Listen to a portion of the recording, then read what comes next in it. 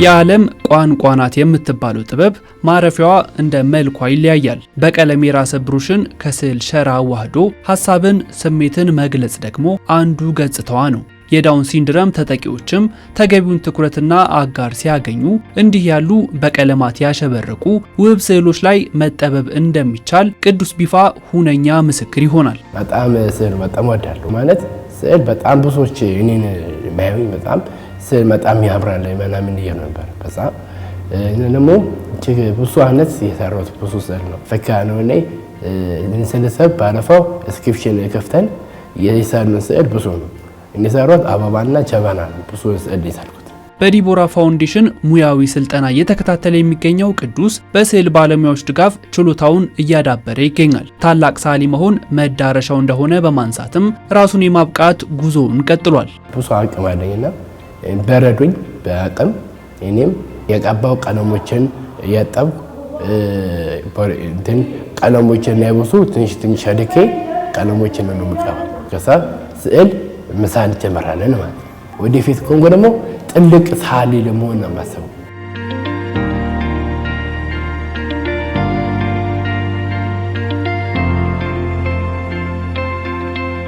ህይወት ብዙአየው በሻማ ማምረት ሙያ፣ ሳምራዊት ከበደ ደግሞ በእጅ ሙያና ጌጣጌጥ ስራዎች ይሰለጥናሉ። በተለያዩ ቅርጽና ቀለማት የሚሰሩ ሻማዎች እንዲሁም የእጅ ስራ ውጤቶች ለሽያጭ ከመዋላቸው ባሻገር በዳውን ሲንድረም ለተጠቁት ተማሪዎች በራስ መተማመንን ጨምሯል። መጀመሪያ መተማመን እናቀልጠዋለን።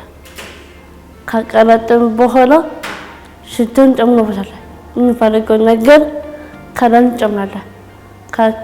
ከዛም ደግሞ እናዋህድና የተዘጋጀው የሻማ ክር እንዳይሰምጥ እናደርግበታለን። ከዛም ጨምረና ራሱን ንፋስ ያደርቃል። ወደፊት ራሴ ማቻል ይፈልጋል። የማረከር ማለት ክሳኪሮሽ እጅ መጣጠም መስዋት እስከራ ኮፍያ ጫሌ ማለት በእጅ የሚሰሩ ነገር ለእጅ ለጆሮ አንገት ይሄ ምንድነው አለ መረብ ነው። በመረብ ምን ሰራን? የረከቦት ስር ላይ የሚደረግ ጌጥ አይደለ? አጨብጭቡለት ለቅዱሴ። እጅ ስራ ይሰራሉ። የዳንቴል ስራዎችን፣ የመረብ ስራዎችን እና የጨሌ ስራዎችን ይሰራሉ። በጨሌ እጅ ጌጦችን፣ የአንገት ጌጦችን፣ የጆሮ ጌጦችን እና እንዲሁም ደግሞ ባህላዊ ጌጣጌጦችን ይሰራሉ።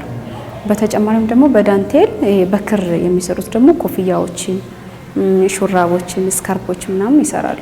እና ማሽኖችም አሉ በማሽንም ይሰራሉ ማለት ነው።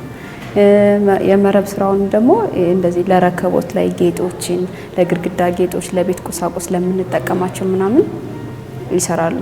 እና ይሄን በሚሰሩበት ጊዜ አንደኛ እጃቸው እንዲፍታታ እውቀቱ ኑሯቸው ደግሞ ከዚህ ሲወጡ እየሰሩ እንዲተዳደሩበት እንዲገለገሉበት እና ለአጠቃላይ ለእውቀታቸው እናስተምራለን። በዲቦራ ፋውንዴሽን የሚሰጠው ተግባር ተኮር የትምህርት አይነት የአይቻልም ማስተሳሰብን በመቀየር ለበርካታ ወላጆች እፎይታን ፈጥሯል። ከዚህም ባሻገር የዕለት ተዕለት ስራቸው የሆኑት አሰልጣኞችም ከዳውን ሲንድረም ተጠቂ ተማሪዎቹ ጋር ያላቸው ግንኙነት መዳበሩን ነው የሚናገሩት። ከልጆቹ ጋር ያለን አታችመንት በጣም ማለት ኢቭን አንድ ቀን እንኳን ወይ አሞ ስትቀር ወይ እንትን ሲል በጣም ኮንሰርን ነው የሚሆኑት። ኢቭን ፋሚሊ ጋር ሄደው እስከማስደወል ድረስ ለምንድነው ሚስ ዛሬ የቀረችው እንደዚህ አይነት ነገሮችን አለና እነሱ በጣም ፍቅር የሆኑ ልጆች ናቸው። ዳጊ ሰርፕራይዝ አለኝ ዛሬ ላንቺ ብሎኝ መጣና እንዴ ምንድነው ጋር ይዘልኝ የመጣው ምናምን ነገር አልኩት። ከዛ ኢቭን በቃ ሰርፕራይዝ ለማድረግ ያደረገው ጥራት በራሱ በጣም የሚገርም ነውና ላይክ አውጥቶ ሲሰጠኝ የምር በቃ ማመን ነው ያቃተኝና ሁሌም እዚህ ጋር አስቀምጠዋለሁ ስጋባ ላይክ እንዴት የልጁን ሞመንት ሌሎችም ከሱ መማር የሚችሉት ብናወጣቸው ምን አይነት ሃፒ ደስተኛ መሆን እንደሚችሉ አስባለሁና በጣም ደስተኛ ነኝ። ለመሰል ታዳጊዎች ፍላጎታቸውን ያማከለ የስልጠና እድል ማስፋፋት ይገባል ያሉት የስልጠና ባለሙያዎቹ የተሳሳቱ ግንዛቤዎችን ማረም ልጆቹንም የማብቃት ኃላፊነቱ የጋራችን ነው ብለዋል። በዓለም ላይ ብዙ ዳውን ሲንድሮም ጋር የሚወለዱ ልጆች አሉና ብዙ ተሰጥኦ አላቸው ልጆቻችን ማለት ነው።